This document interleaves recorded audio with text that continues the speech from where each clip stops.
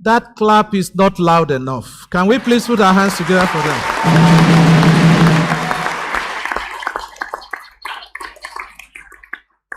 We thank the youth dancer for that beautiful and spectacular performance. And we also thank all of you for being here tonight. After the final blessing, you are welcome to join the quick cuppa outside the church. Is that correct? I want to once again thank all of you, especially those who have been part of this novena from day one. Today we've gone halfway. We are nearly there, and I encourage you to please try your best to make sure you finish the novena, the 9 days novena.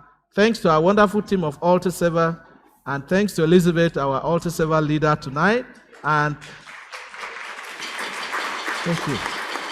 And to all of you, thank you very much for your support and for your help.